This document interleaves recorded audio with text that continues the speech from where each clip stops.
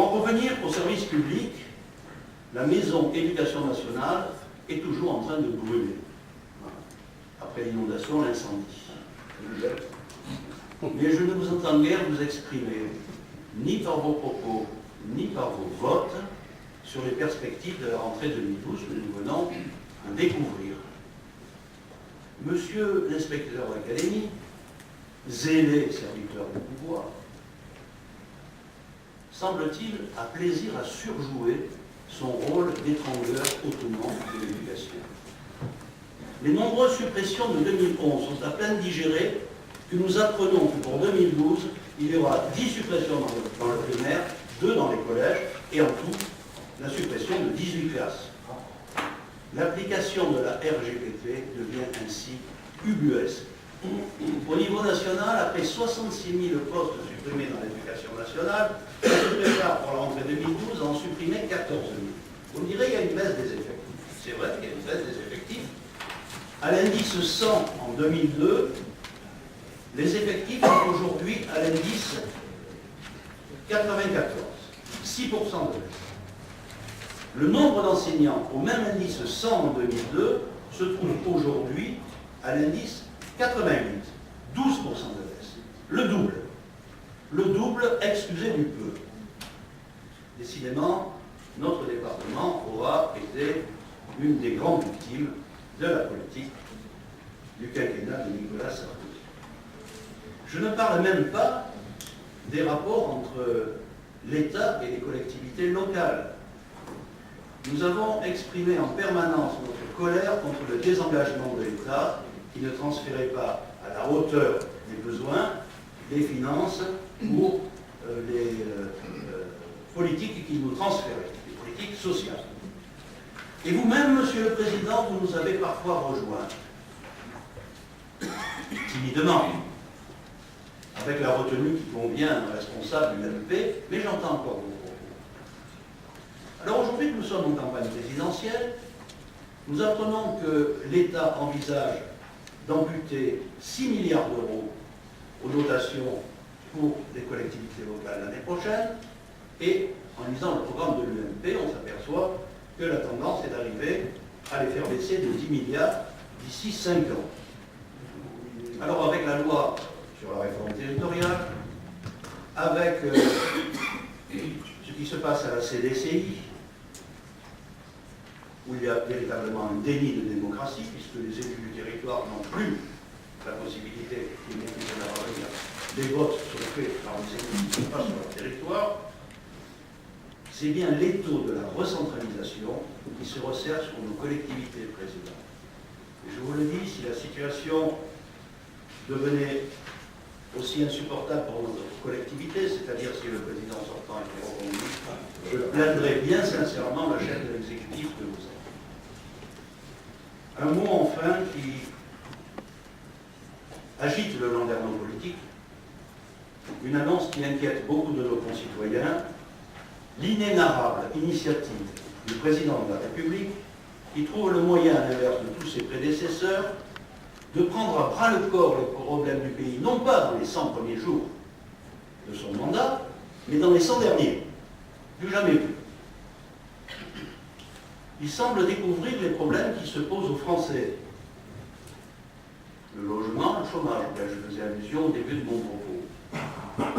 Alors il tire des plans sur la comète, il annonce des mesures qui ne prendront effet qu'après l'élection présidentielle, mais il semble vouloir les graver dans le marbre.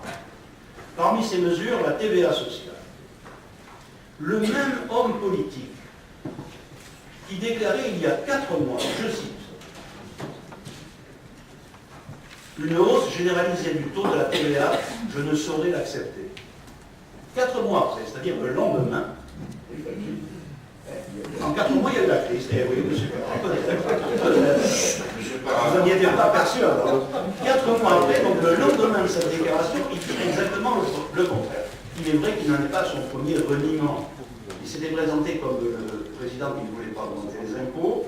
En l'espace de 5 ans, c'est 45 nouvelles taxes qui ont été proposées et imposées au pays.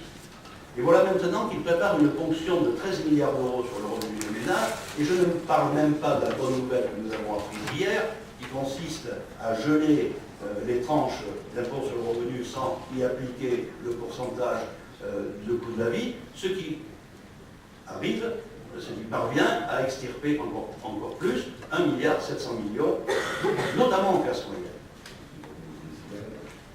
Vous voyez, Président, qu'en matière d'augmentation d'impôts, vous êtes en excellente compagnie. Nicolas Sarkozy a beau expliquer, contrairement à toute vraisemblance, que les prix n'augmenteront pas, ses propres amis en perdent leur latin. Et je pense, réfléchissant à ça, je pense à un recueil de poèmes de Guillaume Apollinaire, que je ne saurais trop vous conseiller de lire, intitulé L'Enchanteur pourrissant. Enfin, les Français nous diront dans quelques semaines ce qu'ils en pensent, mais sans vouloir insulter l'avenir, comme beaucoup, j'ai ma petite idée là-dessus. Ah, j'oubliais. Vous avez la main sur le cœur, annoncé votre philosophie de développement équilibré, de développement juste. Vous avez indiqué que vous ne regardez pas la couleur politique des subventions, des dossiers que vous subventionnez. J'allais dire encore heureux. Et nous avons attaqué cette année le tableau de 2012, en espérant peut-être que l'ancienne que nous avions répétée l'année dernière puisse avoir un effet. Alors, une surprise nous attend. Le canton de Saint-Bonnet, avec 638 000 € de subvention, ne se trouvait pas en première position. Il n'était pas dans le top 10, mais c'était une fausse joie, Président. En fin de saisie, nous avons vu qu'il y avait 2 millions pour le collège de Saint-Bonnet, ce qui a propulsé de rechef votre canton au sommet de la hiérarchie. Tout rentrait dans l'ordre. Rien de nouveau sous le soleil des Hautes-Alpes. La majorité, là encore, c'est le ratio habituel, est 3 fois mieux servi que l'opposition. C'est intéressant. Alors je sais que ça ne sert absolument à rien, à ce que je m'égoumonne à chaque séance à répéter ceci, sinon quelquefois à faire naître quelques sourires sur les visages des élus. Ça ne sert strictement à rien parce que d'habitude, vous m'écoutez d'une oreille fort distraite et de toute façon, vous ne répondez pas ou vous répondez à côté. Mais ces informations font leur chemin, Président. Elles font leur chemin dans votre propre camp. Une certaine grogne est en train d'apparaître chez vos élus, dont j'ai été témoin, puisque ces temps-ci, je devais de temps en temps faire le tour des mairies. Alors je me demande, Président, si vous ne seriez pas en train de gaspiller votre capital de sympathie auprès de vos propres élus. Faites attention, M. Dussert, pensez au sénatorial. Pensez au sénatorial, c'est un conseil d'amis. Voilà, M. le Président, les quelques réflexions que je voulais faire lors de cette première séance de l'année 2012.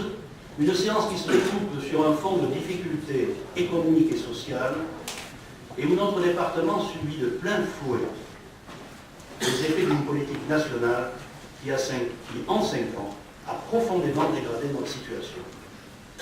Nous vous donnons bien volontiers acte de certains efforts que vous faites aujourd'hui pour gérer la pénurie à laquelle nous sommes confrontés.